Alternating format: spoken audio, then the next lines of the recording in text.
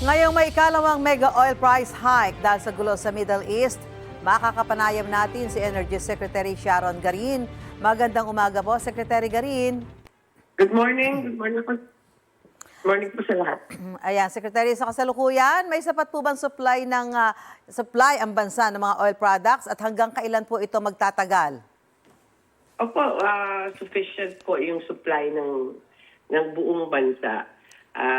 Yung mga para po sa mga motorista natin, para po sa mga power plant natin. Hanggang April po, merong supply ang Pilipinas. Hanggang buong buwan po ng Abril, Secretary.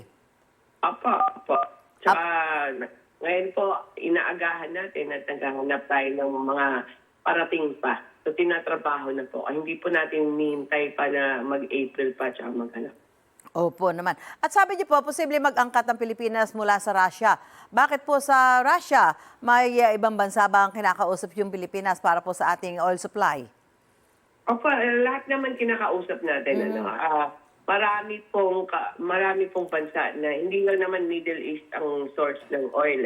Maraming iba po. May US, may Canada, may South America, Russia din. So marami po, lahat po kinakausap natin para marami tayong options, ano?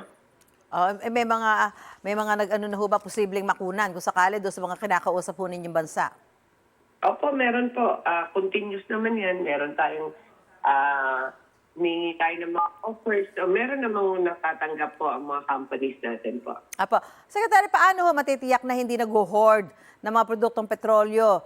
Yung mga siyempre ho, yung mga oil, yung mga gasoline station, mga oil companies. Ano ho yung parusa sa mga lalabag dito? Na yung mga oil companies or yung mga bumibili? Yung mga bumibili po, yung mga bumibili at pati parang may mga ganun ng mga spekulasyon na baka ho yung iba nag-hoard na, pare-pareho na, baka nag-hoard na dahil ho sa pangamba na lumala pa ho yung sitwasyon.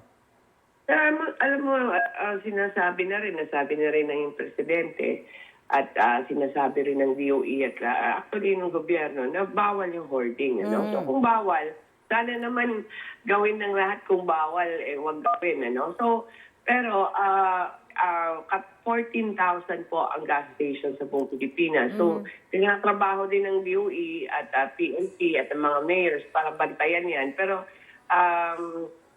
yun lang yung appeal sana namin na wag naman mag-hoarding kasi hindi kakabuti ng bansa yan kung mag-hoarding ang mga tao. Apo. At Secretary, nagsabi po yung Iran noong nakaraang linggo na paghandaan na pumalo sa $200 per barrel ang krudo. Ano po ang magiging epekto nito sa atin? Lalo pat sabi nyo ang ating supply, ang stock natin hanggang buwan ng Abril.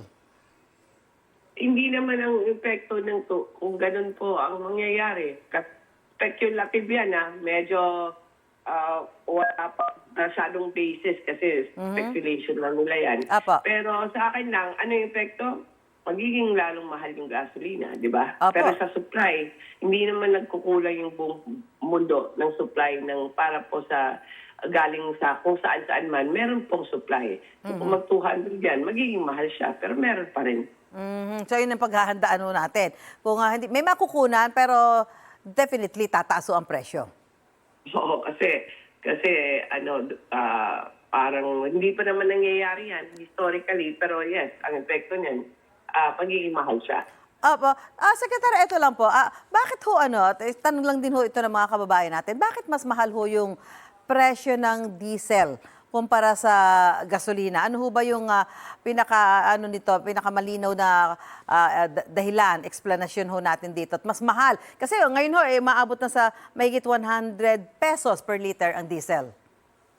Ganun talaga yung presyo ng market, no? Ganun talaga yung pagbenta nila. Kasi binibili, di naman tayo yung gumagawa ng gasoline or diesel, Binibili natin galing sa ibang bansa.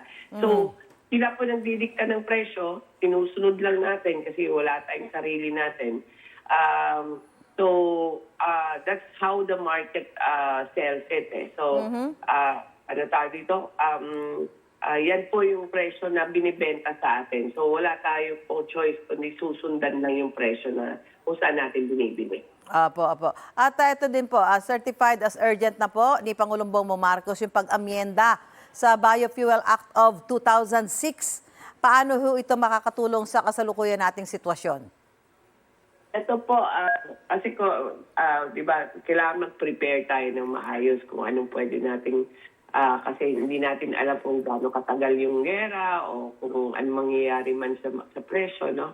Ang biofuels po, ito po yung, ano yan yung mga galing sa mga coconut natin, sa mga sugar, makakaproduce sila ng pangdagdag sa gas natin o sa diesel So, eto po, makakatulong din po in case po na sobrang mahal or sobrang konti na lang yung nagbebenta. Meron po, pwede pong gamitin yung mga yan po as gas or diesel also. Okay. Maraming salamat po, Energy Secretary Sharon Garin. Magandang umaga po sa inyo. Good morning po. Maraming salamat po. Salamat po. Gusto mo bang mauna sa mga balita? Mag-subscribe na sa GMA Integrated News sa YouTube at tumutok sa Unang Balita.